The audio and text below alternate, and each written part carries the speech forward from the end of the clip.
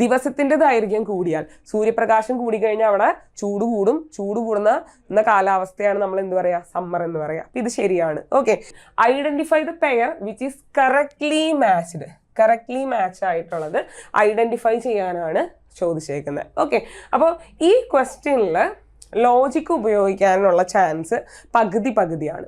Welcome to entry geography classes. Myself Rino Mariam. ഇന്ന് നമ്മൾ discuss ചെയ്യാൻ പോകുന്നത് എങ്ങനെയാണ് PSC ക്വസ്റ്റ്യൻസ് ലോജിക്കലി സോൾവ് ചെയ്യുക എന്നതാണ്. ഓക്കെ, അപ്പോൾ നമുക്കറിയാം PSCയുടെ ക്വസ്റ്റ്യൻ രീതികൾ മാറിക്കൊണ്ടിരിക്കുകയാണ് അല്ലേ. PSC പലരും പറയുന്നുണ്ട് സ്റ്റേറ്റ്മെൻറ്റ് വൈസ് ക്വസ്റ്റ്യൻസ് വന്നു തുടങ്ങി, അതുപോലെ തന്നെ മാച്ച് ദ ഫോളോയിങ് ക്വസ്റ്റ്യൻസ് വരുന്നുണ്ട്. അപ്പോൾ ഇതൊക്കെ ബുദ്ധിമുട്ടാണ് എന്നാണ് ഭൂരിഭാഗം വരുന്ന ഉദ്യോഗാർത്ഥികളും പറയുന്നത്. പക്ഷേ ഈ PSCയുടെ മാറുന്ന രീതിക്കൊപ്പം നമ്മളും മാറേണ്ടത് ആവശ്യമാണ്. ശരിക്കും പറഞ്ഞാൽ PSC സ്റ്റേറ്റ്മെൻറ്റ് വൈസ് ക്വസ്റ്റ്യൻസ് ചോദിക്കുമ്പോൾ അല്ലെങ്കിൽ മാച്ച് ദ ഫോളോയിങ് ക്വസ്റ്റ്യൻസ് ചോദിക്കുമ്പോൾ നമ്മൾ ടെൻഷൻ അടിക്കേണ്ട ഒരു കാര്യവുമില്ല. ഇത്തരം ക്വസ്റ്റ്യൻസിനെ നമുക്ക് ലോജിക്കലി സോൾവ് ചെയ്യാവുന്നതാണ്. അപ്പോൾ എങ്ങനെയാണ് ജോഗ്രഫി ക്വസ്റ്റ്യൻസ് ലോജിക്കലി സോൾവ് ചെയ്യുക? ഇനി ഇത് ഡിസ്കസ് ചെയ്യുന്നതിന് മുൻപായി ഞാൻ നിങ്ങളോടൊരു കാര്യം പറയാം. ലോജിക്കലി ഒരു ക്വസ്റ്റ്യൻ സോൾവ് ചെയ്യണം എന്നുണ്ടെങ്കിൽ നിങ്ങൾക്ക് ആ സബ്ജക്റ്റിനെ കുറിച്ച് ഒരു വിവരവും വേണ്ട എന്നല്ല അതിൻ്റെ അർത്ഥം. മറിച്ച് നിങ്ങൾക്ക് അറിയാവുന്ന പരിമിതമായ ഇൻഫർമേഷൻസ് വെച്ച് നിങ്ങൾക്ക് ആ ക്വസ്റ്റ്യനെ ക്രാക്ക് ചെയ്യാനായിട്ട് പറ്റും. അതാണ് അവിടെ ഉദ്ദേശിക്കുന്നത്. അപ്പോൾ നിങ്ങൾക്ക് ഒരു മിനിമം നോളജ് ആ ഒരു സബ്ജക്റ്റിൽ ഇതിന് ആവശ്യമാണ്. പലരും ലോജിക്കലി സോൾവിങ് ക്വസ്റ്റ്യൻസ് എന്ന് പറയുമ്പോൾ പറയും അറിയാതെ തന്നെ ക്വസ്റ്റ്യൻസ് ആൻസർ ചെയ്യാം. അങ്ങനെ ഒരു കാര്യമില്ല. നമുക്ക് കുറച്ച് കാര്യങ്ങൾ അറിഞ്ഞിരിക്കണം. പക്ഷെ ആ പരിമിതമായ നോളജിൽ നിന്നും നമുക്ക് മുഴുവനായിട്ട് അതിനെക്കുറിച്ച് അറിയാതെ തന്നെ ആൻസർ ചെയ്യാം. ഓക്കെ, അപ്പോൾ ഓരോ ക്വസ്റ്റ്യനും ഡിഫറെൻറ്റ് രീതികളാണ് നമ്മളിവിടെ യൂസ് ചെയ്യുക. അപ്പോൾ ഓരോ ക്വസ്റ്റ്യനും ചെയ്യുമ്പോൾ അതിലുപയോഗിക്കുന്ന ലോജിക്കൽ മെത്തേഡ് ആയിരിക്കില്ല അടുത്ത ക്വസ്റ്റ്യനിൽ ഉപയോഗിക്കപ്പെടുക. ഓക്കെ, അപ്പോൾ എത്രത്തോളം ക്വസ്റ്റ്യൻസ് നമ്മൾ ലോജിക്കലി ചെയ്ത് നോക്കുന്നോ അത്രത്തോളം നിങ്ങളുടെ ലോജിക്കൽ തിങ്കിങ് കപ്പാസിറ്റി കൂടിക്കൊണ്ടിരിക്കും. അപ്പോൾ ഇന്ന് നമ്മൾ വളരെ കുറച്ച് ക്വസ്റ്റ്യൻസിലൂടെ ഇത് ചെയ്യുകയാണ്. അപ്പോൾ നിങ്ങൾക്ക് ഈ ഒരു സെഷൻ ഇഷ്ടമാവുകയാണെങ്കിൽ തീർച്ചയായും ലൈക്ക് ചെയ്യുക, കമൻറ്റ് ചെയ്യുക, നമ്മുടെ എൻട്രിയുടെ യൂട്യൂബ് ചാനലൊന്ന് സബ്സ്ക്രൈബ് ചെയ്യുക. ഇനിയും നിങ്ങൾക്ക് ഇത്തരം logically solving questions and answers വേണമെന്നുണ്ടെങ്കിൽ തീർച്ചയായും കമൻറ്റ് ബോക്സിലൊന്ന് രേഖപ്പെടുത്തുക. ഈ ഒരു സെഷൻ ഉപയോഗപ്രദമാവുമെന്ന് വിശ്വസിച്ചുകൊണ്ട് സ്റ്റാർട്ട് ചെയ്യുന്നു. How to solve geography questions logically. Okay, അപ്പോൾ ഫസ്റ്റ് ക്വസ്റ്റ്യൻ നമുക്ക് നോക്കാം. ഇത് ഓൾറെഡി PSC ചോദിച്ച ഒരു ക്വസ്റ്റ്യൻ ആണ്. Which of the following statements are correct about relative humidity? Relative ഹ്യൂമിഡിറ്റിയെ സംബന്ധിച്ച് കറക്റ്റ് ആയിട്ടുള്ളത്. അപ്പോൾ ക്വസ്റ്റ്യൻ കാണുമ്പോൾ ഒരു ഉദ്യോഗാർത്ഥി ആദ്യം ചെയ്യേണ്ടത് കറക്റ്റ് ആണോ ഇൻകറക്റ്റ് ആണോ എന്ന് മാർക്ക് ചെയ്യുക. ഇവിടെ ചോദിച്ചേക്കുന്നത് കറക്റ്റ് അബൌട്ട് റിലേറ്റീവ് ഹ്യൂമിഡിറ്റി എന്നാണ്. നിങ്ങൾ ഒരു ക്വസ്റ്റ്യൻ ചെയ്യുമ്പോൾ ഫസ്റ്റ് ചെയ്യേണ്ട കാര്യം എന്താണെന്ന് പറയും, കീവേഡ്സ് ആൻസർ ചെയ്യണം. First golden rule. ഇപ്പോൾ കറക്റ്റ് about relative humidity. ഇവിടുത്തെ കീ ടേം റിലേറ്റീവ് ഹ്യൂമിഡിറ്റി. ഇനി ഫസ്റ്റ് സ്റ്റേറ്റ്മെന്റ് നോക്കിക്കേ. How much water vapour is in the atmosphere as a percentage of the maximum amount possible.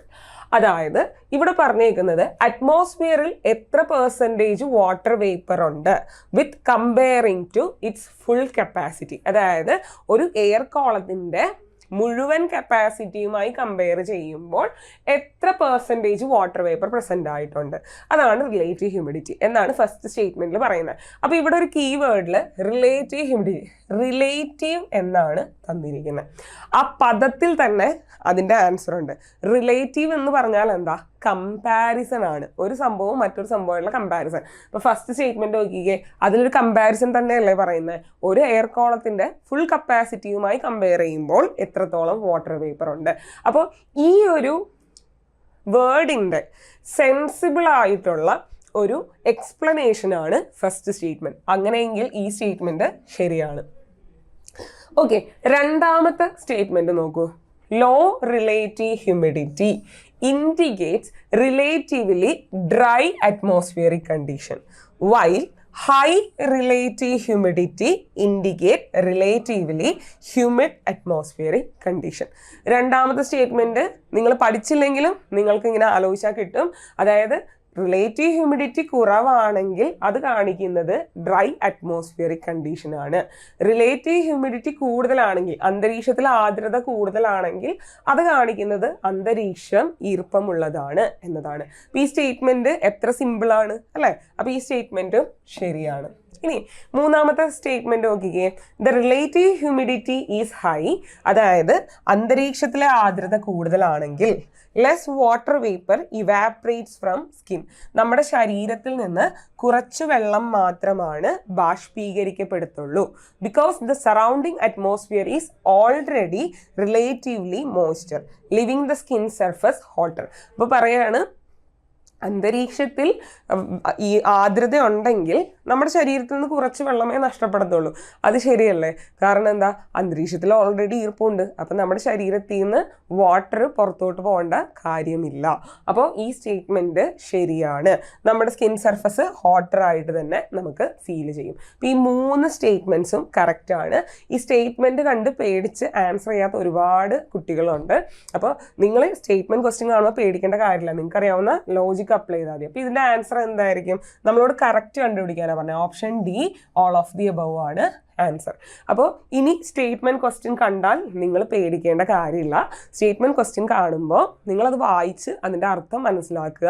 അത് logically നിങ്ങൾക്ക് think ചെയ്യാൻ പറ്റുന്നുണ്ടോ എന്ന് നോക്കുക. അടുത്ത ക്വസ്റ്റ്യൻ നോക്കിയേ. Match the following. Divisions of Himalaya ആണ് ഒരു സൈഡിൽ തന്നേണ്, ഒരു സൈഡിൽ റിവേഴ്സ് ആണ് തന്നേക്കുന്നത്. എന്നിട്ട് നമ്മളോട് ഇതിൽ നിന്ന് കറക്റ്റ് ആൻസർ കണ്ടുപിടിക്കാനാണ് ചോദിച്ചിരിക്കുന്നത്. അപ്പോൾ ഈ ഒരു ക്വസ്റ്റ്യനിൽ നിങ്ങൾക്ക് ഈ ഡിവിഷൻ ഒന്നും അറിയില്ല എന്നിരിക്കട്ടെ. ഇത് ശരിക്കും നമ്മുടെ ഇന്ത്യൻ ജോഗ്രഫി എന്ന ടെക്സ്റ്റ് ബുക്കിൽ കൊടുത്തേക്കുന്ന ഡിവിഷൻസ് ആണ്. നിങ്ങൾക്ക് ഇപ്പോൾ ഈ ഡിവിഷൻ ഒന്നും അറിയില്ല എന്ന് വിചാരിക്കുക. അപ്പോൾ നമ്മൾ എങ്ങനെ ഇത് സോൾവ് ചെയ്യും? വളരെ സിമ്പിളാണ്. നിങ്ങൾക്ക് എല്ലാവർക്കും അറിയാവുന്ന കാര്യമാണ്, ആസാമിലൂടെ ഒഴുകുന്ന നദി ബ്രഹ്മപുത്രയാണ് അല്ലെ? ബ്രഹ്മപുത്ര എന്ന നദി ആസാമിലൂടെയാണ് ഒഴുകുന്നതെങ്കിൽ നിങ്ങൾക്ക് അതിൽ നിന്ന് മനസ്സിലാക്കാം ഈ ഡി വരുന്നത് 3 ആയിരിക്കും എന്നുള്ളത് അല്ലെ? നിങ്ങളൊന്ന് ആലോചിച്ച് നോക്കിയേ അല്ലെ? അപ്പോൾ അങ്ങനെ വരികയാണെങ്കിൽ D3 വരുന്ന 2 അവിടെ വെച്ചേക്കുക. ബാക്കി 2 ഓപ്ഷൻസ് കട്ട് ചെയ്ത് കളയുക. പിന്നെ നിങ്ങളുടെ മുൻപിൽ 2 ഓപ്ഷനുള്ളൂ. അത് എയും ബിയുമാണ്. അപ്പോൾ നിങ്ങൾ ഇനി എയും ബിയിനെ കുറിച്ച് മാത്രം ഡൗട്ട് ചെയ്താൽ മതി. അപ്പം ഇനി നിങ്ങൾക്ക് അറിയാവുന്ന അടുത്ത നദി ഏതാന്ന് നോക്കിയേ. ഇതിൽ നിങ്ങൾക്കറിയാവുന്ന അടുത്ത നദി ഏതാണ്? നിങ്ങൾക്ക് എല്ലാവർക്കും അറിയാവുന്ന കാര്യം ഇൻഡസ്. അത് പഞ്ചാബിലൂടെയാണ് എന്നെല്ലാവർക്കും അറിയാം. അതൊരിക്കലും കുമാവൂൺ ഡിവിഷനിൽ വരില്ല, നേപ്പാൾ ഡിവിഷനിൽ വരില്ല. അപ്പോൾ നമുക്ക് A2 എന്നുള്ള ആൻസറിലോട്ട് എത്താവുന്നതാണ് അല്ലെ? പഞ്ചാബിലാണ് ഇൻഡസ് എന്ന് എല്ലാവർക്കും അറിയാം. കാരണം പഞ്ചാബ് 5 നദികൾ ജലം, ചെനാബ്, രവി, ബിയാസ്, സത്ലജ് അത് ചെയ്യുന്ന ഇൻഡസിലോട്ടാണ് എന്നെല്ലാവർക്കും അറിയാം. അപ്പോൾ A2 ആണ് എന്ന് കിട്ടിക്കഴിഞ്ഞാൽ ഇവിടെ A2 വരുന്ന ഒരേ ഒരു ഓപ്ഷനുള്ളൂ, ഇതാണ്. അപ്പോൾ അതിൽ നിന്ന് തന്നെ നിങ്ങൾക്ക് ആൻസർ കിട്ടി. ആൻസർ ഓപ്ഷൻ ബി ആണ്. 2, 1, 4 and 3. Option B is the right answer. അപ്പോൾ ഇത് മുഴുവനും അറിയില്ലെങ്കിൽ പോലും നിങ്ങൾക്ക് ആൻസറിലോട്ട് എത്താം. ഇനിയിപ്പോൾ നമ്മളൊന്ന് കൺഫേം ചെയ്യുകയാണ്. നേപ്പാൾ ഹിമാലയ. നേപ്പാൾ മെയിനായിട്ട് വരുന്ന, നേപ്പാളിൻ്റെ സൈഡിലൂടെ വരുന്ന ഒരു നദിയാണ് ഏത്? നമ്മുടെ തീസ്ത. അപ്പോൾ അവിടെ വരുന്ന പിന്നെ കാളി റിവർ. അപ്പോൾ സി എന്തായിരിക്കും? 4 ആയിരിക്കും. അതുപോലെ ബി കുമാവൂണിൽ വരുന്ന സത്ലജ് ആൻഡ് കാളി റിവർ ആണ്. B1 ആണ് വരിക. അപ്പോൾ ജസ്റ്റ് ഒന്ന് നോക്കിക്കേ നമ്മുടെ ആൻസർ ശരിയല്ലേന്ന്. ഓക്കെ, A2 ആണ്, B1 ആണ്, അതുപോലെ C4 ആണ്, D3 ആണ്. അപ്പോൾ ഈ ഒരു ക്വസ്റ്റ്യൻ ചെയ്യാനായിട്ട് നമുക്ക് ഈ 4 അറിയണം എന്ന് ഒരു നിർബന്ധവുമില്ല. ഞാൻ നിങ്ങളോട് പറഞ്ഞു ആസാമിലൂടെ ഒഴുകുന്ന നദി ബ്രഹ്മപുത്രയാണ് എന്ന് അറിയാമെങ്കിൽ തന്നെ നിങ്ങൾക്ക് 2 ഓപ്ഷൻസ് കട്ട് ചെയ്യാം. പിന്നെ നിങ്ങൾ അടുത്ത് നോക്കേണ്ടത് നിങ്ങൾക്ക് ഏറ്റവും ഫെമിലിയർ ആയിട്ടുള്ള വേർഡ് പഞ്ചാബ്, അതും ഇൻഡസും. അപ്പോൾ അതും കൂടെ വന്നു കഴിഞ്ഞാൽ നിങ്ങൾക്ക് ആൻസർ കൂളായിട്ട് എത്താവുന്നതേ ഉള്ളൂ അല്ലേ? അപ്പോൾ അതിൽ നിന്ന് നിങ്ങൾക്ക് ആൻസറിലോട്ട് എത്താൻ പറ്റും. A2 വരുന്ന ഓപ്ഷൻ എടുക്കുക. ഓക്കെ, അപ്പോൾ A2 വരുന്ന ഓപ്ഷൻ ബി ആണ് വരിക. അപ്പം ആൻസർ ബി ആണ്. ഓക്കെ, അപ്പോൾ ഇതിലെ ലോജിക്ക് എന്താണ് എന്ന് നിങ്ങൾക്ക് മനസ്സിലായി എന്ന് വിചാരിക്കുന്നു. ഇനി അടുത്ത question, select the correct answer. ഞാൻ പറഞ്ഞു കീവേഡ് മാർക്ക് ചെയ്യണം. കറക്റ്റ് ആൻസർ ആണ് കണ്ടുപിടിക്കാൻ. Mineral heartland of India. ഈ ക്വസ്റ്റ്യനിലും ഇതെല്ലാം നിങ്ങൾ അറിയണം എന്ന് ഒരു നിർബന്ധമില്ല. നിങ്ങൾക്ക് എല്ലാവർക്കും അറിയാം ഇന്ത്യയിലെ ഏറ്റവും കൂടുതൽ മിനറൽസ് എടുക്കുന്നത് ഛോട്ടാ നാഗ്പൂരിൽ നിന്നാണ്. അപ്പം മിനറൽ ഹാർട്ട് ഛോട്ടാ നാഗ്പൂർ ആണ് എന്നറിഞ്ഞാൽ 1C ആണ് എന്ന് കിട്ടും. 1C കിട്ടിക്കഴിഞ്ഞാൽ ആൻസർ ആയി. കണ്ടോ, 1C കിട്ടിക്കഴിഞ്ഞാൽ ഓപ്ഷൻ ഡി ആൻസർ ആയി. പിന്നെ ബാക്കി വായിച്ച് സമയം കളയേണ്ട കാര്യമുണ്ടോ? ഇല്ല. പിന്നെ ബാക്കി വായിച്ച് സമയം കളയേണ്ട കാര്യമില്ല. എന്നാലും നമുക്കൊരു ഉറപ്പ് വരണം. അപ്പോൾ ഉറപ്പ് വരാനായിട്ട് നിങ്ങൾക്ക് അറിയാവുന്ന വേറെ എന്തെങ്കിലും ഒരു സാധനം എടുക്കുക. വേറെ എന്തെങ്കിലും എടുക്കുമ്പോൾ ഇപ്പോൾ ഏറ്റവും എളുപ്പം നമുക്ക് എടുക്കാനായിട്ട് അയൺ ആൻഡ് സ്റ്റീൽ ഇൻഡസ്ട്രി, അത് നമുക്കറിയാം ഛോട്ടാ നാഗ്പൂർ റീജിയനിലാണ് അല്ലേ, വെസ്റ്റ് ബംഗാൾ അതുപോലെ ജാർഖണ്ഡ് ഛത്തീസ്ഗഡ് റീജിയനിലാണ്. അപ്പോൾ 4B ആണ് എന്നുള്ളത് നിങ്ങൾക്ക് അവിടെ നിന്ന് കിട്ടും. അപ്പോൾ അതെ ഇത് കൺഫേം ചെയ്യാലോ 4B. ഇനി കോട്ടൺ ഏറ്റവും കൂടുതൽ പ്രൊഡ്യൂസ് ചെയ്യുന്നത് ഗുജറാത്തും മുംബൈയും.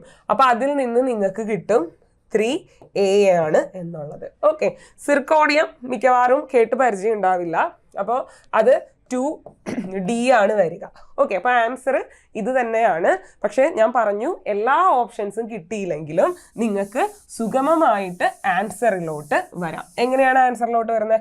Mineral heart land of India, അത് ഛോട്ടാ നാഗ്പൂർ ആണ് എന്ന് മനസ്സിലാക്കിയ പിന്നെ 1C ആണ്, ഓപ്ഷൻ ഡി ആണ് എന്നുള്ളത് കിട്ടും. അവിടെ ബാക്കി ഓപ്ഷനെ കുറിച്ച് നിങ്ങൾ വറി ചെയ്യേണ്ട ഒരു കാര്യവും ഇല്ല. ഇതാണ് ലോജിക്കൽ തിങ്കിങ് എന്ന് പറയുന്ന മെത്തേഡ്. അപ്പോൾ നമ്മുടെ ലാസ്റ്റ് ഒരു ക്വസ്റ്റ്യൻ ആണ്. ഇതിൽ വ്യത്യാസമുണ്ട്. ഇതിൽ ശരിയായത് മാത്രം നിങ്ങളോട് എടുക്കാൻ ആ question. Identify the pair which is correctly match ആയിട്ടുള്ളത് ഐഡന്റിഫൈ ചെയ്യാനാണ് ചോദിച്ചേക്കുന്നത്. ഓക്കെ, അപ്പോൾ ഈ ക്വസ്റ്റ്യനിൽ ലോജിക്ക് ഉപയോഗിക്കാനുള്ള ചാൻസ് പകുതിയാണ്. ഒന്നാമത്തെ കാര്യം എന്ന് പറയുന്നത് ആരവല്ലി റേഞ്ച് എല്ലാവർക്കും അറിയാവുന്ന കാര്യമാണ്. ഗുജറാത്ത് തുടങ്ങി ഡൽഹി വരെയാണ് എന്നുള്ളത്. അപ്പോൾ അങ്ങനെയെങ്കിൽ ഡൽഹി ടു അഹമ്മദാബാദ് ശരിയാവാം അല്ലേ. പിന്നെ നർമ്മദ അത് റിഫ്റ്റ് വാലി ആണ് എന്ന് എല്ലാവർക്കും അറിയാം. നർമ്മദ റിഫ്റ്റ് വാലിയാണ്. അപ്പം എ ശരിയാണ്. അപ്പം എ ശരിയാണ് എന്ന് കണ്ടു കഴിഞ്ഞാൽ എ ഇല്ലാത്ത ഓപ്ഷനൊക്കെ വെട്ടിക്കോളൂ. കാരണം നമ്മളോട് കറക്റ്റ് കണ്ടുപിടിക്കാനാണ് പറഞ്ഞത്. അപ്പം എ കറക്റ്റ് ആണെങ്കിൽ എ ഇല്ലാത്ത ഓപ്ഷൻ വെട്ടുക, ബിയും ഡിയും വെട്ടുക, സി വെട്ടുക. അപ്പം ഇനി ഓപ്ഷൻ എന്തായിരിക്കും? എയോ ഡിയോ ആയിരിക്കും നമ്മുടെ ആൻസർ. അപ്പം ഇനി നിങ്ങൾ ബി ചെക്ക് ചെയ്യേണ്ട കാര്യമുണ്ടോ? ബി ചെക്ക് ചെയ്യേണ്ട കാര്യം ഇല്ല. കാരണം എ എന്ന് പറയുന്ന ഓപ്ഷനിൽ എ ആൻഡ് ബി കറക്റ്റ് ആണെന്ന് പറയുന്നുണ്ട്. ഡി എന്ന ഓപ്ഷനിലും A B C D correct ആണ് എന്നും പറയുന്നുണ്ട്. അപ്പോൾ ഇനി നിങ്ങൾ എനെയും ബിനെയും കുറിച്ച് ബോധർ ചെയ്യേണ്ട, ഇത് രണ്ടും ശരിയാണ്. അപ്പോൾ നിങ്ങൾ ഇനി അതിനെക്കുറിച്ച് ചിന്തിക്കേണ്ട കാര്യമില്ല. ഇനി സിയോ ഡിയോ ശരിയാണോ എന്ന് നോക്കിയാൽ മതി. അപ്പോൾ കുറേ പേർക്ക് സംശയമാണ്, പെനിൻസുലാർ പ്ലേറ്റ്യൂ 1600 കിലോമീറ്റർ, ഇത് എന്ത് സാധനമാണ്, ഇത് ശരിയായിരിക്കുമോ എന്ന് ടെൻഷൻ ഉള്ളവർ അത് വിട്ടേക്കുക. ഓക്കെ, അപ്പോൾ സി അറിയാൻ പാടില്ലാത്തവർ ഇനി ടെൻഷൻ അടിക്കും, ദൈവമേ സി ശരിയാണോ അല്ലയോ എന്ന് എനിക്കറിയില്ല, അപ്പോൾ എങ്ങനെ ഇനി കണ്ടുപിടിക്കുക എ ആണോ ഡി ആണോ എന്ന് ടെൻഷൻ അടിക്കണ്ട. അപ്പോൾ എന്ത് ചെയ്താൽ മതി? ഡി നോക്കുക. മനസ്സിലായോ? സി കൺഫ്യൂസിങ് ആണ് കുറച്ച് പേർക്ക്. 1600 എന്താണെന്ന് അറിയില്ല ശരിക്കും, പെൻസിലാർ പ്ലേറ്റിന് നീളം അതറിയില്ലെങ്കിൽ മക്കളെ നിങ്ങൾ വിട്ടേരെ. 4ാമത്തെ ക്വസ്റ്റ്യൻ എടുക്കുക. 4ാമത്തെ മാച്ച് ഫോളോയിങ് എടുക്കുക. ഈസ്റ്റ് കോസ്റ്റ്, കാവേരി ഡെൽറ്റ, ഇതെല്ലാവർക്കും അറിയാലോ. ഈസ്റ്റ് കോസ്റ്റിലാണ് കാവേരി നദി ചെന്ന് ചേരുന്നതെന്ന്, അല്ലെങ്കിൽ ബേ ഓഫ് ബംഗാളിലോട്ടാണ് കാവേരി നദി ചേരുന്നതെന്ന് എല്ലാവർക്കും അറിയാലോ. അപ്പോൾ അതിൽ നിന്ന് ഡി ശരിയാണ് എന്ന് കിട്ടും. അപ്പം നിങ്ങൾക്ക് ഇവിടെ എ ശരിയാണ് ഡി ശരിയാണ് എന്ന് മനസ്സിലാക്കിയാൽ തന്നെ ആൻസർ ഓപ്ഷൻ ഡി ആണ് എന്നെത്താനായിട്ട് സാധിക്കും. ഓക്കെ, അപ്പോൾ എന്തിനാണ് ഞാൻ ഈ ക്വസ്റ്റ്യൻ എടുത്തതെന്ന് ചോദിച്ചാൽ, ഈ ക്വസ്റ്റ്യൻ കാണുമ്പോൾ കുറേ പേര് എ ശരിയാണെന്ന് അറിയാം, ബി ശരിയാണെന്ന് അറിയാം, സി അറിയാത്തതിൻ്റെ പേരിൽ സ്റ്റക്കാവും. അങ്ങനെ സ്റ്റക്ക് ആവരുത്. എ ശരിയാണ് എന്ന് നമുക്ക് മനസ്സിലാക്കി കഴിഞ്ഞാൽ എ ഇല്ലാത്ത ഓപ്ഷൻസ് കട്ട് ചെയ്യുക. ഇത് രണ്ടും ഞാൻ കട്ട് ചെയ്തു. പിന്നെ ബീനെ കുറിച്ച് വറി ചെയ്യേണ്ട കാര്യമില്ല, ബി ശരിയാണ് അല്ലേ. പിന്നെ ഏതാണ്? സി എനിക്കറിയില്ല. അപ്പോൾ അറിയില്ലെങ്കിൽ അത് വിട്ടേക്ക്, അടുത്തത് നോക്ക്. ഡി ഉണ്ടല്ലോ ഓപ്ഷനിൽ, ഡി നോക്കുക. ഈസ്റ്റ് കോസ്റ്റ്, അത് സിമ്പിളാണ് അല്ലേ. കാവേരി നദി ചെന്ന് ചേരുന്നത് ഈസ്റ്റ് കോസ്റ്റിലോട്ട്. അപ്പോൾ ആൻസർ എന്ത് വരും? Option D, A B C and D. Okay, അപ്പോൾ ഞാൻ ഈ പറയുന്ന കാര്യങ്ങൾ നിങ്ങൾക്ക് വ്യക്തമാവുന്നുണ്ട് എന്ന് വിശ്വസിക്കുന്നു. ഇത് ഉപകാരപ്പെടുന്നുണ്ട് എന്ന് വിശ്വസിക്കുന്നു. ഇത് ഉപകാരപ്പെടുന്നുണ്ടെങ്കിൽ തീർച്ചയായിട്ടും എൻട്രിയുടെ ഈ ഒരു ചാനൽ നിങ്ങൾ സബ്സ്ക്രൈബ് ചെയ്യണം. അതുപോലെ തന്നെ നിങ്ങൾക്ക് ഉപകാരപ്പെടുന്നുണ്ടെങ്കിൽ തീർച്ചയായിട്ടും കമൻറ്റ് ബോക്സിൽ അറിയിക്കുക. അപ്പോൾ നമ്മൾ ഇങ്ങനെയുള്ള വീഡിയോസ് കൂടുതൽ കൊണ്ടുവരും. ഓക്കെ, ഇനി അടുത്ത question. Isohalines are lines joining the places having equal. എന്താണ് ഐസോഹാലൈൻസ് എന്ന് പറയുന്നത്? അപ്പോൾ ഇത് ഒരു സെക്കൻഡ് ടൈപ്പ് റൂളാണ്. അതായത് സിമിലർലി സൗണ്ടിങ് വേർഡ്സ്, ഒരുപോലെ സൗണ്ട് ചെയ്യുന്ന വേർഡ്സ് ആൻസർ ആയിട്ട് വരാം. ക്വസ്റ്റ്യനിൽ ഒരുപോലെ പറയുന്ന വേർഡ്സ് ആൻസറിൽ വരികയാണെങ്കിൽ അത് അതായിരിക്കും കറക്റ്റ് ആൻസർ. ഇപ്പം ഞാൻ കാണിച്ചു തരാം, അപ്പം നിങ്ങൾക്ക് മനസ്സിലാവും. ഐസോ ഹാലൈൻ എന്നാണ് പറയുക. ഹാ ലൈൻ കണ്ടോ, അലൈൻ, ഹാ ലൈൻ. ഇതുമായി കൂടുതൽ ബന്ധം വരുന്നത് ആർക്കാണ്? ക്ലൗഡ് കവറാണോ, സലൈൻ ആണോ, സൺലൈറ്റ് ആണോ, സീസ്മിക് വേവ്സ് ആണോ? ഏതിനാണ്? സലൈൻ അല്ലേ, അല്ലെങ്കിൽ സലൈനിറ്റി, ലൈൻ. ഓക്കെ, എലൈൻ കണ്ടോ, സലൈൻ, എലൈൻ. അപ്പോൾ ഇതിനെയാണ് എറ്റിമോളജിക്കൽ ക്വസ്റ്റ്യൻസ് എന്ന് പറയും. എറ്റിമോളജിക്കൽ ക്വസ്റ്റ്യൻ എന്ന് പറഞ്ഞാൽ ഒരു വേർഡ് കണ്ടാൽ നമുക്ക് ആ വേർഡിൻ്റെ ഒറിജിനിൽ നിന്ന് ആൻസർ കണ്ടുപിടിക്കാനായിട്ട് സാധിക്കും. ഇവിടെ ഐസോ ഹാ ലൈൻ എന്നാ പറയുന്നത്, അലൈൻ. അപ്പോൾ അതുമായി ബന്ധപ്പെട്ട് വരുന്നത് അലൈൻ. ഓക്കെ, സലൈൻ, നമ്മൾ സലൈനിറ്റി, സലൈൻ എന്ന് പറയും അല്ലേ, സലൈൻ. അപ്പോൾ ഇതാണ് ആൻസർ വരിക, ഓപ്ഷൻ ബി. ഇതിനൊരു എക്സാമ്പിളും കൂടെ ഞാൻ പറയാം. അത് UPSC പരീക്ഷയിൽ ചോദിച്ച ഒരു ക്വസ്റ്റ്യൻ ആണ്. എന്താണ് കാർബൺ ഫെർട്ടിലൈസേഷൻ? ഇത് UPSC ക്വസ്റ്റ്യൻ പേപ്പറിൽ കണ്ട ഒരു ക്വസ്റ്റ്യൻ ആണ്, പക്ഷെ ഇത് നിങ്ങൾക്ക് ഉപകാരപ്പെടും. അതായത് 4 ഓപ്ഷനാണ് തന്നെ. എന്താണ് കാർബൺ ഫെർട്ടിലൈസേഷൻ? അന്തരീക്ഷത്തിൽ കാർബൺ ഡയോക്സൈഡിന്റെ അളവ് കൂടുന്നു. രണ്ടാമത്തെ ഓപ്ഷനാണ് കാർബണിന്റെ അളവ് കൂടുന്നതുകൊണ്ട് ചെടികളുടെ വളർച്ച കൂടുന്നു. മൂന്നാമത് പറഞ്ഞത് കാർബണിന്റെ അളവ് കൂടുന്നതുകൊണ്ട് ചെടികൾ നശിച്ചു പോകുന്നു. ഇങ്ങനെയൊക്കെയായിരുന്നു ഓപ്ഷൻ തന്നത്. അപ്പോൾ ഈ വേർഡ് നിങ്ങൾ ആലോചിക്കുക. കാർബൺ, നിങ്ങൾക്കറിയാം കാർബൺ ഡയോക്സൈഡ്. ഫെർട്ടിലൈസേഷൻ എന്ന് പറഞ്ഞാൽ ഫെർട്ടിലൈസർ എന്ന് പറഞ്ഞാൽ എന്താ? വളം. അപ്പോൾ കാർബൺ വളമായി മാറുന്നു. അതായത് അന്തരീക്ഷത്തിൽ കാർബൺ ഡയോക്സൈഡിന്റെ അളവ് കൂടുമ്പോൾ ചെടിയുടെ വളർച്ച കൂടുന്നതിനെയാണ് കാർബൺ ഫെർട്ടിലൈസേഷൻ എന്ന് പറയുക. വളം ഇട്ടാൽ എന്താ ഗുണം? ചെടി വളരും. അപ്പോൾ കാർബൺ ഫെർട്ടിലൈസേഷൻ എന്ന അർത്ഥം എന്താ? കാർബണിന്റെ അളവ് അന്തരീക്ഷത്തിൽ കൂടുമ്പോൾ ചെടികളുടെ വളർച്ചാ നിരക്കും കൂടുന്നു. മനസ്സിലാവുന്നുണ്ടോ? അപ്പോൾ ഇങ്ങനെയാണ് സിമിലർലി സൗണ്ടിങ് വേർഡ്സ് അല്ലെങ്കിൽ ഒരു വേർഡിന്റെ ഒറിജിനിൽ നിന്ന് നമ്മൾ ആൻസർ കണ്ടുപിടിക്കുക. ഇനി ഇതുപോലെ തന്നെ ഒരു ക്വസ്റ്റ്യൻ ആണ് ഇത്. Which of the following device is used to measure the atmospheric humidity? അന്തരീക്ഷത്തിലെ ആർദ്രത അളക്കാനായി ഉപയോഗിക്കുന്ന ഉപകരണം ഏത്? ഓക്കെ, ഇതാണ് നമ്മുടെ ക്വസ്റ്റ്യൻ. അന്തരീക്ഷത്തിലെ ആർദ്രത അളക്കാൻ ഉപയോഗിക്കുന്ന ഉപകരണം. ഓക്കെ, അപ്പോൾ ഹ്യൂമിഡിറ്റി എന്ന് പറഞ്ഞാൽ എന്താ? വെള്ളത്തിന്റെ അളവാണ്. അന്തരീക്ഷത്തിലെ വെള്ളത്തിന്റെ അളവാണ് ഹ്യൂമിഡിറ്റി എന്ന് പറയുന്നത്. വെള്ളമായി റിലേറ്റ് ചെയ്ത സാധനങ്ങളെ നമ്മൾ എന്ത് പറയും? ഹൈഡ്രോ എന്ന് പറയും അല്ലെ. ഹൈഡ്രോളജി, സ്റ്റഡി ഓഫ് വാട്ടർ അല്ലെ. അതുപോലെ തന്നെ ഹൈഡ്രോസ്കോപ്പിക്. അപ്പൊ വെള്ളവുമായി ബന്ധപ്പെട്ട സാധനങ്ങളെ നമ്മൾ ഹൈഡ്രോ എന്ന് പറയാം. അപ്പൊ ആ ഒരു വേർഡുമായി ബന്ധപ്പെട്ട ഒരു വേർഡ് ഇവിടെ ഉണ്ട്. ഏതാണ്? ഹൈഗ്രോമീറ്റർ. അപ്പൊ ഹൈഗ്രോമീറ്റർ ആണ് ആർദ്രത അളക്കാനായിട്ട് ഉപയോഗിക്കുന്നത്. ഈ ഹ്യൂമിഡിറ്റി എന്ന് പറഞ്ഞാൽ വെള്ളത്തിന്റെ അളവാന്ന് അറിഞ്ഞിരിക്കണം. വെള്ളം എന്ന് പറയുന്നത് നമ്മൾ ഹൈഡ്രോ എന്നുള്ള വേർഡും കൊണ്ടാണ് യൂസ് ചെയ്യുന്നതെങ്കിൽ അത് അളക്കാൻ ഉപയോഗിക്കുന്ന ഉപകരണത്തിന്റെ പേര് ഹൈഗ്രോ. ഇനി ഒരു കാര്യം, ഫോട്ടോമീറ്റർ എന്തായാലും വരില്ല. കാരണം ആ പേര് കേട്ടാൽ തന്നെ അറിയാം എന്തോ ഒപ്റ്റിക്കൽ ബ്രൈറ്റ്നെസ്സോ അല്ലെങ്കിൽ ഒപ്റ്റിക്സുമായിട്ട് ബന്ധപ്പെട്ട കാര്യമാണ് അല്ലെ. ലൈറ്റ് റേസുമായി ബന്ധപ്പെട്ട കാര്യമാണ്. ഫോട്ടോ എന്ന് പറഞ്ഞാൽ ലൈറ്റ് അല്ലെ. ലൈറ്റുമായി ബന്ധപ്പെട്ട എന്തോ ഇൻസ്ട്രുമെന്റ് ആണ് ഫോട്ടോ മീറ്റർ എന്ന് അതിൽ നിന്ന് മനസ്സിലാവും. അപ്പൊ അത് നമുക്ക് വേണമെങ്കിൽ എന്ത് ചെയ്യാം? കട്ട് ചെയ്യാം. ഇനി ഓക്സാനോമീറ്റർ എന്ന് കുറച്ച് പേർക്കെങ്കിലും കേട്ടോ. ഓക്സിൻ എന്ന് പറഞ്ഞാൽ ശരിക്കും പറഞ്ഞു കഴിഞ്ഞാൽ ഒരു ചെടികൾ വളരാനായിട്ട് സഹായിക്കുന്ന ഒരു ഹോർമോണാണ് ഓക്സിൻ. അപ്പൊ ചെടികളുടെ വളർച്ച കാണിക്കുന്ന ഉപകരണമാണ് ഓക്സാനോമീറ്റർ. ഓക്കെ, അപ്പോൾ അതറിയാവുമെങ്കിൽ ഓക്സിൻ എന്ന് പറയുന്നത് ചെടികളെ വളരാൻ സഹായിക്കുന്ന ഹോർമോണാണ് എന്ന് മനസ്സിലാക്കി കഴിഞ്ഞാൽ ഓക്സാനോമീറ്റർ എന്ന് പറയുന്നത് ചെടികളുടെ വളർച്ച അളക്കാൻ ഉപയോഗിക്കുന്ന ഉപകരണമാണ് എന്ന് മനസ്സിലാക്കാം. ഫോട്ടോ എന്നുള്ള ലൈറ്റുമായി ബന്ധപ്പെട്ട പദമാണെന്ന് മനസ്സിലാക്കി കഴിഞ്ഞാൽ ഈ ഒരു ഓപ്ഷൻ നിങ്ങൾക്ക് കട്ട് ചെയ്യാം. ഇതും ഒന്നുമല്ലെങ്കിൽ ഞാൻ നിങ്ങളോട് പറഞ്ഞു അറ്റ്മോസ്ഫിയറിക് ഹ്യൂമിഡിറ്റി, വെള്ളം. അപ്പൊ അതിൽ നിന്ന് ഹൈഡ്രോ എന്ന വാക്കുമായി ബന്ധപ്പെട്ടത് ഹൈഗ്രോമീറ്റർ ആണ് ഈർപ്പം അളക്കാനായിട്ട് ഉപയോഗിക്കുന്ന ഉപകരണം എന്ന് മനസ്സിലാക്കാം. ഓക്കെ, ഇനി അടുത്ത ഒരു ക്വസ്റ്റ്യൻ ആണ്. അപ്പൊ ഈ ക്വസ്റ്റ്യൻ കുറെ പേര് ടഫ് ക്വസ്റ്റ്യൻ ആണ് എന്ന് പറഞ്ഞ് ഉപേക്ഷിച്ചവരുണ്ട്. അപ്പൊ ഒന്ന് ശ്രദ്ധിച്ചു നോക്കുക. Consider the following statements.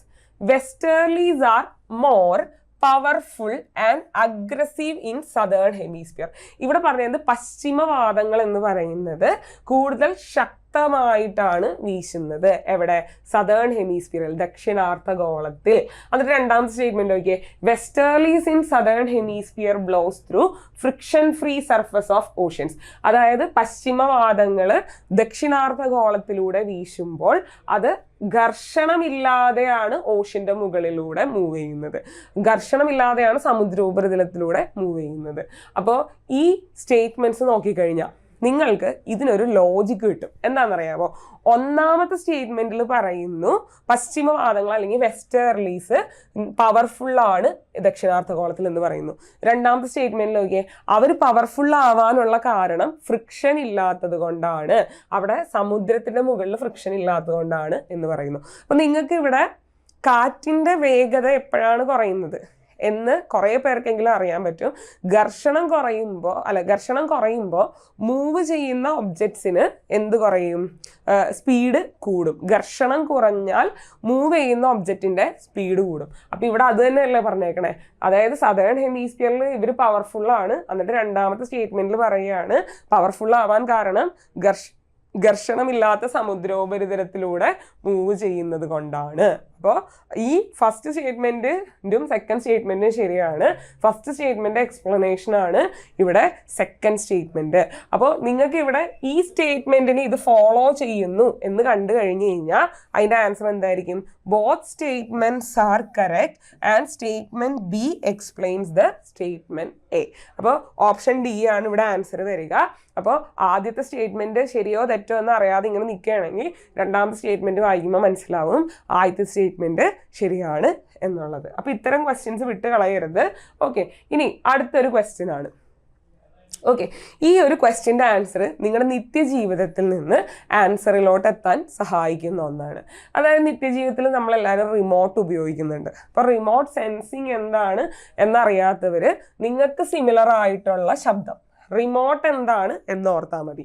നോക്കിക്കേ, which of the following are requirement for remote sensing. താഴെ തന്നിരിക്കുന്നതിൽ ഏതൊക്കെയാണ് റിമോട്ട് സെൻസിങ്ങിന് വേണ്ടത്? അപ്പം നിങ്ങൾക്ക് റിമോട്ട് സെൻസിങ് എന്താണെന്ന് പ്രോപ്പറായിട്ട് അറിയില്ല. അപ്പം നിങ്ങൾ വീട്ടിൽ റിമോട്ട് ഉപയോഗിക്കാറുണ്ടാവും.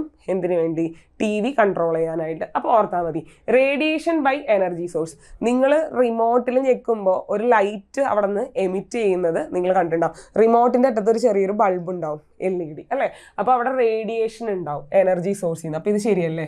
ശരിയാണ്. ഇനി നോക്കിക്കേ, interaction of energy with target. നിങ്ങൾ രണ്ടാം നിലയുടെ മുകളിൽ കയറിയിരുന്ന് റിമോട്ട് ഞെക്കിക്കഴിഞ്ഞാൽ താഴത്തെ നിലയിലുള്ള TV വർക്ക് ചെയ്യുമോ? ഇല്ലല്ലോ. അത് വർക്ക് ചെയ്യണമെങ്കിൽ നിങ്ങൾ എന്ത് ചെയ്യണം? താഴെ വന്ന് TVയുടെ ഫ്രണ്ടിൽ നിന്ന് ഞെക്കണം. കാരണം എന്താ? അവിടെ എനർജിയും ടാർഗറ്റും തമ്മിൽ, അതായത് ആ റിമോട്ടിൽ നിന്ന് പോകുന്ന എനർജിയും അതുപോലെ തന്നെ TV ആണ് അവിടെ ടാർഗറ്റ്, TVയും തമ്മിൽ ഇൻട്രാക്ഷൻ ഉണ്ട്. അപ്പം ഇത് ശരിയാണ്. മനസ്സിലായോ? ഇനി ട്രാൻസ്മിഷൻ, റിസപ്ഷൻ ആൻഡ് പ്രോസസ്സിങ്. നിങ്ങൾ റിമോട്ട് ഞെക്കുമ്പോൾ ഇവിടെ നിന്ന് സിഗ്നൽ അങ്ങോട്ട് പോകും. ആ സിഗ്നൽ അവർ റിസീവ് ചെയ്യും അല്ലെ? TV റിസീവ് ചെയ്തിട്ട് പ്രോസസ്സ് ചെയ്യും. അപ്പോൾ ഇതും ശരിയാണ്. ഇനി ഇന്റർപ്രിട്ടേഷൻ ആൻഡ് അനാലിസിസ്. നിങ്ങൾ ആലോചിച്ച് നോക്കിയേ, നിങ്ങൾ ഞെക്കുന്ന ആ റിമോട്ടിൽ ഒരുപാട് കീകളുണ്ട്. അതിൽ ഏത് കീ ആണോ ഞെക്കുന്നത് അതിനനുസരിച്ചിട്ടാണ് TV റെസ്പോണ്ട് ചെയ്യുന്നത്. അതായത് അവിടെ അത് ഇന്റർപ്രിറ്റും ചെയ്യുന്നുണ്ട്, അനാലിസിസും ചെയ്യുന്നുണ്ട്.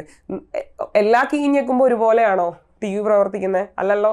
ഓരോന്നിനും വ്യത്യസ്തമായ രീതിയിലാണ് TV പ്രതികരിക്കുക. അതായത് അവിടെ നിങ്ങൾ എന്ത് സിഗ്നലാണോ അയച്ചതെന്ന് അവരവിടെ കണ്ടുപിടിക്കും, ഇത് അനാലിസിസ് ചെയ്യും. അപ്പം ഇതെല്ലാം വരും. അപ്പോൾ ഇത് 4ഉം അതിൽ വരുന്നുണ്ടെന്ന് മനസ്സിലാവും. All of the above are correct. അതായത് ഈ ക്വസ്റ്റ്യൻ്റെ ആൻസർ നിങ്ങൾ കണ്ടെത്തിയത് റിമോട്ട് സെൻസിങ് എന്ന ടെക്നോളജി അറിഞ്ഞുകൊണ്ടല്ല, പകരം നിങ്ങളുടെ നിത്യജീവിതത്തിൽ നിങ്ങൾ ഉപയോഗിക്കുന്ന TVയുടെ റിമോട്ടുമായിട്ട് കണക്ട് ചെയ്തിട്ടാണ്. ഇതുപോലെ തന്നെ ഞാനൊരു ക്വസ്റ്റ്യൻ പറയാം. ഓക്കെ, ഇതേ സിമിലറിലുള്ള ഒരു ക്വസ്റ്റ്യൻ പറയാം. ട്രോപ്പോസ്ഫിയറിനെ കുറിച്ച് ചോദിക്കുന്ന ഒരു ക്വസ്റ്റ്യൻ ആണ്. ഫസ്റ്റ് സ്റ്റേറ്റ്മെന്റ് ഇങ്ങനെയാണ് തരിക: troposphere is the lowermost level in atmosphere. അറ്റ്മോസ്ഫിയറിലെ ഏറ്റവും താഴത്തെ ലെയറിനെയാണ് ട്രോപ്പോസ്ഫിയർ എന്ന് പറയുന്നത്. അത് ശരിയാണ് എന്ന് നിങ്ങൾക്ക് മനസ്സിലാവും അല്ലേ? ഇനി രണ്ടാമത്തെ സ്റ്റേറ്റ്മെന്റ് അറിയാണ്: in troposphere with height temperature decreases എന്നൊരു സ്റ്റേറ്റ്മെന്റ് തരികയാണ്. അതായത് ട്രോപ്പോസ്ഫിയറിൽ ഉയരം കൂടുന്നതിനനുസരിച്ച് ടെമ്പറേച്ചർ കുറയുന്നു എന്നൊരു സ്റ്റേറ്റ്മെന്റ് തന്നാൽ കുറേ പേരെങ്കിലും ആലോചിക്കും അത് ശരിയാണോ. അപ്പൊ നിങ്ങളുടെ നിത്യജീവിതത്തിലെ കാര്യം ഓർത്താൽ മതി. അതായത് ഫസ്റ്റ് സ്റ്റേറ്റ്മെന്റിൽ പറഞ്ഞു troposphere lower most layer of the atmosphere ആണ്. അത് അറിഞ്ഞിരിക്കണം ഈ ക്വസ്റ്റ്യൻ്റെ ആൻസർ ചെയ്യണമെങ്കിൽ. അപ്പൊ അത് ഏതൊരു കുഞ്ഞു കുട്ടിക്കും അറിയാവുന്ന കാര്യമാണ്, ഏറ്റവും താഴത്തെ ലെവല് ട്രോപ്പോസ്ഫിയർ ആണെന്ന്. രണ്ടാമത്തെ സ്റ്റേറ്റ്മെന്റ് ആണ് സംശയം. എന്ത്? അതായത് ഹൈറ്റിനനുസരിച്ച് ടെമ്പറേച്ചർ കുറയുമോ എന്നുള്ളത്. അപ്പം നിങ്ങളുടെ നിത്യജീവിതവുമായി ബന്ധപ്പെടുത്തുക. അതായത് നിങ്ങളൊരു മല കയറുകയാണ്, അല്ലെങ്കിൽ നിങ്ങൾ ഇടുക്കി വയനാട് പോലെയുള്ള മലമ്പ്രദേശങ്ങളിലോട്ട് ട്രാവൽ ചെയ്യുകയാണ്. അവിടെ ഉയരം കൂടുന്നതിനനുസരിച്ച് നിങ്ങൾക്ക് എന്താ തോന്നുന്നത്? ടെമ്പറേച്ചർ കുറയുന്നതായിട്ടാണ് തോന്നുന്നത്. മനസ്സിലായോ? അപ്പം നിങ്ങളുടെ നിത്യജീവിതത്തിലെ നിങ്ങൾ എക്സ്പീരിയൻസ് ചെയ്യുന്ന ഒരു കാര്യമാണ്. ഇപ്പം ട്രോപ്പോസ്ഫിയർ ലോവർ ലെയർ ആണ്, അവിടെയാണ് നമ്മൾ ഇരിക്കുന്നതെങ്കിൽ അല്ലേ, അവിടെ നമ്മൾ ഇടുക്കി മൂന്നാർ പോലുള്ള സ്ഥലങ്ങൾ കയറുമ്പോൾ, ഉയരമുള്ള പ്രദേശത്തോട്ട് ട്രാവൽ ചെയ്യുമ്പോൾ, അല്ലെങ്കിൽ ഹിമാലയത്തിലോട്ട് ട്രാവൽ ചെയ്യുമ്പോൾ ടെമ്പറേച്ചർ കുറയുന്നു. അപ്പോൾ അതിൽ നിന്ന് നിങ്ങൾക്ക് മനസ്സിലാക്കാം ആ സെക്കൻഡ് സ്റ്റേറ്റ്മെന്റ് ശരിയാണ് എന്നുള്ളത്. ക്ലിയർ ആണോ? അപ്പം നിങ്ങളുടെ നിത്യജീവിതത്തിൽ നിന്നുള്ള എക്സാമ്പിൾസ് നിന്ന് നിങ്ങൾക്ക് ജോഗ്രഫി ക്വസ്റ്റ്യൻസിന്റെ ആൻസർ കണ്ടുപിടിക്കാവുന്നത് ആണ്. ഇനി അടുത്തൊരു ക്വസ്റ്റ്യൻ ആണ്. ഈ ക്വസ്റ്റ്യൻ്റെ പ്രത്യേകത ഐഡന്റിഫൈ ദി ഇൻകറക്റ്റ്. അപ്പം ഞാൻ പറഞ്ഞു കീവേഡ്സ് മാർക്ക് ചെയ്യണം. ഇൻകറക്റ്റ് ആണ്. Incorrect statement from those given below. അപ്പൊ താഴെ തന്നിരിക്കുന്ന സ്റ്റേറ്റ്മെന്റിൽ നിന്ന് തെറ്റായത് കണ്ടുപിടിക്കാനാണ് നമ്മളോട് ചോദിച്ചേക്കുന്നത്. അപ്പൊ നമുക്ക് നോക്കാം. 21 March spring in northern hemisphere so called spring or vernal equinox. അപ്പോൾ ഈ സ്റ്റേറ്റ്മെന്റ് കുറേ പേർക്ക് അറിയില്ല എന്ന് വിചാരിക്കുക. എനിക്കറിയാം, നിങ്ങൾക്ക് അറിയാം 21 മാർച്ച് എന്ന് പറയുന്നത് നോർത്തേൺ ഹെമിസ്ഫിയറിനെ സംബന്ധിച്ച് സ്പ്രിംഗ് ആണ്. ഈ സ്റ്റേറ്റ്മെന്റ് ശരിയാണ്. പക്ഷെ നിങ്ങൾക്ക് അറിയില്ല എന്നിരിക്കട്ടെ, വിട്ടോളുക. രണ്ടാമത്തെ സ്റ്റേറ്റ്മെന്റ് വായിക്കി. On 23 September autumn in northern hemisphere so called autumn equinox. അപ്പൊ നിങ്ങൾക്ക് ഈ രണ്ട് സ്റ്റേറ്റ്മെന്റും തമ്മിൽ സംശയമാണെന്ന് വിചാരിക്കുക. ആ സ്റ്റേറ്റ്മെന്റ് അവിടെ വിട്ടേക്കുക. ഈ രണ്ട് സ്റ്റേറ്റ്മെന്റും ശരിക്കും ശരിയാണ്, പക്ഷെ നിങ്ങൾക്ക് അറിയില്ല എന്നുണ്ടെങ്കിൽ നിങ്ങൾ അവിടെ വിട്ടേക്കുക. തേർഡ് സ്റ്റേറ്റ്മെന്റിലോട്ട് പോവുക. ഓൺ 21 ജൂൺ 21 ജൂൺ ഇതെല്ലാവർക്കും അറിയാവുന്ന കാര്യമാണ്. Northern pole is inclined towards the sun. അതായത് നോർത്തേൺ ഹെമിസ്ഫിയർ, നോർത്തേൺ പോള് സൂര്യനോട് ചരിഞ്ഞാണ് ഇരിക്കുന്നത്. ഡേയ്സ് ആർ ലോങ്, ദിവസത്തിന് ദൈർഘ്യം കൂടുതലാണ്. ആൻഡ് ഹോട്ട്, ചൂട് കൂടുതലാണ്. അങ്ങനെയെങ്കിൽ it is summer in northern hemisphere. അങ്ങനെയാണെങ്കിൽ ഇത് നോർത്തേൺ ഹെമിസ്ഫിയറിൽ സമ്മർ ആണ് എന്നാണ് പറയുന്നത്. അപ്പോൾ ഓർത്തിരിക്കുക, ഇവിടെ പറയുന്നത് ഇത്രയേ ഉള്ളൂ. 21 ജൂണില് നോർത്ത് പോള് സൂര്യനോട് ചരിഞ്ഞാണ് ഇരിക്കുന്നത്. അങ്ങനെയെങ്കിൽ അവിടെ ദിവസത്തിന്റെ ദൈർഘ്യം കൂടും. സൂര്യനോട് ചരിഞ്ഞിരിക്കുക എന്ന് പറഞ്ഞാൽ എന്താ? സൂര്യപ്രകാശം കൂടുതൽ കിട്ടുക. അപ്പോൾ ലോജിക്കലി എന്താ? ദൈർഘ്യം കൂടും ദിവസത്തിന്റെ ദൈർഘ്യം കൂടിയാൽ, സൂര്യപ്രകാശം കൂടിക്കഴിഞ്ഞാൽ അവിടെ ചൂട് കൂടും. ചൂട് കൂടുന്ന കാലാവസ്ഥയാണ് നമ്മൾ എന്ത് പറയാ? സമ്മർ എന്ന് പറയാ. ഇത് ശരിയാണ്. ഓക്കെ, ഇനി അടുത്ത സ്റ്റേറ്റ്മെന്റ് നോക്കിക്കേ. ഓൺ 22 ഡിസംബർ, ഇവിടെയാണ് ശ്രദ്ധിക്കേണ്ടത്. 22 December south pole is inclined towards the sun. South pole അതായത് ഭൂമിയുടെ താഴ്ഭാഗം, ദക്ഷിണാർത്ഥ ഗോളം അല്ലെങ്കിൽ ദക്ഷിണ ധ്രുവം സൂര്യനോട് ചേർന്നാണ് ഇരിക്കുന്നത്. ഡേയ്സ് ആർ ലോങ്, അവിടെയും ദിവസത്തിന് ദൈർഘ്യം കൂടുതലാണ്. It is winter in southern hemisphere. ദിവസത്തിന് ദൈർഘ്യം കൂടിയാൽ വിന്റർ ആയിരിക്കുമോ? ഇവിടെ എന്താ പറയണത്? Winter in southern hemisphere. Winter in northern hemisphere എന്ന് പറഞ്ഞാൽ ശരിയാവും. പക്ഷെ ഇവിടെ അവർ പറയണത് എന്താ? Winter in southern hemisphere. Southern ഹെമിസ്ഫിയറിൽ സൂര്യപ്രകാശം കൂടി, ദിവസത്തിന്റെ ദൈർഘ്യം കൂട്ടി. അതിനെ വിന്റർ എന്ന് വിളിക്കാൻ പറ്റുമോ? ഇല്ല. ഈ ഒരു സ്റ്റേറ്റ്മെന്റ് പൊട്ടത്തെറ്റാണ്. അപ്പോൾ ഇതിൽ നിന്ന് നിങ്ങൾക്ക് അറിയാൻ പറ്റും 4 ഈസ് റോങ്. 4ാമത്തെ സ്റ്റേറ്റ്മെന്റ് ആണ് റോങ്. അപ്പോൾ ഇതില് ഫസ്റ്റ് സ്റ്റേറ്റ്മെന്റും സെക്കൻഡ് സ്റ്റേറ്റ്മെന്റും കൺഫ്യൂസ്ഡ് ആയ കുട്ടികൾ ഈ ഒരു ക്വസ്റ്റ്യൻ നോക്കിയില്ല എന്നുള്ളതാണ്. അതായത് കുറേ പേര് എക്സാം ഹോളിൽ ഒന്നാമത്തെ രണ്ടാമത്തെ സ്റ്റേറ്റ്മെന്റ് കണ്ടപ്പോൾ ആകെ കൺഫ്യൂഷനായി. ജൂൺ 21 ആണോ, അല്ല മാർച്ച് 21 ആണോ, സെപ്റ്റംബർ 23 ആണോ ഓട്ടോ സ്പ്രിങ്ങും? കുറേ പേര് കൺഫ്യൂസ് ആയി, കുറേ പേര് തൊട്ടില്ല. ശരിക്കും അങ്ങനെ ചെയ്യരുത്. ഫസ്റ്റ് സെക്കൻഡ് കൺഫ്യൂസ്ഡ് ആണെങ്കിൽ വിട്, തേർഡ് സ്റ്റേറ്റ്മെന്റ് നോക്ക്. തേർഡ് സ്റ്റേറ്റ്മെന്റ് നോക്കിയിട്ട് ഫോർത്ത് സ്റ്റേറ്റ്മെന്റ് നോക്ക്. നമുക്ക് ഒരേ ഒരു ആൻസർ കിട്ടിയാൽ മതി. ഇൻകറക്റ്റ് ആയിട്ടുള്ള ഒരേ ഒരു സ്റ്റേറ്റ്മെന്റ് കിട്ടിയാൽ മതി. ബാക്കി കറക്റ്റ് ആണോ എന്ന് അറിയേണ്ട ഒരു കാര്യമില്ല. ഇൻകറക്റ്റ്, നമ്മൾ മലയാളികൾക്ക് ഒരു ഗുണമുണ്ട്, അതായത് കുറ്റം കണ്ടുപിടിക്കാൻ മിടുക്കന്മാരാ. അപ്പോൾ ഇൻകറക്റ്റ് ആണ് കണ്ടുപിടിക്കാൻ പറഞ്ഞത് നിങ്ങൾ സ്മാർട്ടായിട്ട് കണ്ടുപിടിക്കും. ഓക്കെ, അപ്പോൾ ഈ ക്വസ്റ്റ്യൻ്റെ ലോജിക്ക് ക്ലിയർ ആയി എന്ന് വിചാരിക്കുന്നു. ഓക്കെ, ഞാൻ തമാശ പറഞ്ഞാണ്, വേറൊന്നും വിചാരിക്കരുത്. ഓക്കെ, ഇനി നെക്സ്റ്റ് ക്വസ്റ്റ്യൻ ചെയ്ത് നോക്കിക്കേ. Identify the state mentioned in the facts listed and choose the correct answer from given below. തന്നിരിക്കുന്ന 3 സ്റ്റേറ്റ്മെന്റുകളിൽ നിന്ന്, പ്രസ്താവനകളിൽ നിന്ന് ഈ സ്റ്റേറ്റ് ഏതാണ് എന്ന് കണ്ടുപിടിക്കുക. അതാണ് നമ്മുടെ കടമ. അപ്പോൾ Sariska tiger reserve in Alwar district of this state. ഇപ്പൊ സരിസ്ക ടൈഗർ റിസർവ് എവിടെയാണ്, അല്ലെങ്കിൽ ആൾവർ എന്ന് പറയുന്ന സ്ഥലം എവിടെയാണെന്ന് അറിയാമെങ്കിൽ ആൻസർ കിട്ടും. എനിക്ക് തോന്നുന്നു കുറേ ഉദ്യോഗാർത്ഥികൾക്ക് സരിസ്ക എവിടെയാണെന്ന് അറിയില്ല. ഓക്കെ, അപ്പോൾ അതറിയാൻ പാടില്ലാത്തൊരു വിട്ടേരെ, ഒരു പ്രശ്നമില്ല. അടുത്ത സ്റ്റേറ്റ്മെന്റ് നോക്കിയാൽ പൊക്രാൻ അറിയാത്ത ആരും ഉണ്ടാവില്ല അല്ലേ. നമ്മുടെ ആണവ പരീക്ഷണങ്ങളൊക്കെ നടക്കുന്ന സ്ഥലമാണ് Pokhran lies in the state in the Jaisalmer district. ഇനി പൊക്രാനും അറിയില്ല എന്ന് വിചാരിക്കും, അവിടെ എന്ത് എഴുതിയിട്ടുണ്ട്, ജസൽമീർ എന്ന് എഴുതിയിട്ടുണ്ട്. ഓക്കെ, അപ്പം ജസൽമീർ ഒരു മരുഭൂമിയാണ് എന്നറിയാമെങ്കിൽ ആൻസറിലോട്ട് എത്താം. കാരണം ഇന്ത്യയിൽ മരുഭൂമിയുള്ള സ്ഥലം ഏതാ, രാജസ്ഥാൻ. അപ്പം ജസൽമീർ മരുഭൂമിയാണെന്ന് അറിയാമെങ്കിൽ നിങ്ങൾക്ക് എത്താം, അത് രാജസ്ഥാനാണ്. അല്ല പൊക്രാൻ അറിയാമെങ്കിലും നിങ്ങൾക്ക് അറിയാൻ പറ്റും, ഇതിന്റെ ആൻസർ രാജസ്ഥാനാണ്. ഇനി largest canal system of India, Indira Gandhi canal system which utilises the water of Sutlej river in the state. അപ്പോൾ ഈ 3 സ്റ്റേറ്റ്മെന്റ്സ് ഇല്ലാതെ തന്നെ നിങ്ങൾക്ക് ആൻസറിലോട്ട് എത്താവുന്നതാണ്. അപ്പോൾ PSC പരീക്ഷയ്ക്ക് ഏറ്റവും കൂടുതൽ കുഞ്ഞുങ്ങൾ കംപ്ലൈൻറ്റ് ചെയ്യുന്ന ഒരു കാര്യം എന്താണെന്ന് അറിയാമോ, സമയം തികയുന്നില്ല മിസ്സേ. ഒരിക്കലും സമയം തികയല്ല. എന്തുകൊണ്ടാണ് നിങ്ങൾക്ക് സമയം തികയാത്തതെന്ന് ചോദിച്ചാൽ, നിങ്ങൾക്ക് ഇങ്ങനെ ഒരു ക്വസ്റ്റ്യൻ കിട്ടിയാൽ നിങ്ങൾക്ക് ഫസ്റ്റത്തെ അറിയില്ലെങ്കിൽ നിങ്ങൾ വിട്ടേക്കുക, പിന്നെ അത് പിന്നെയും വായിക്കണ്ട. രണ്ടാമത്തെ സ്റ്റേറ്റ്മെന്റ് വായിക്കുക. രണ്ടാമത്തെ സ്റ്റേറ്റ്മെന്റിൽ പൊക്രാൻ കാണുമ്പോൾ തന്നെ നിങ്ങൾക്ക് ആൻസർ കിട്ടും. പിന്നെ നിങ്ങൾ തേർഡ് സ്റ്റേറ്റ്മെന്റ് ജസ്റ്റ് ഒന്ന് വായിച്ച് വിട്ടാൽ മതി.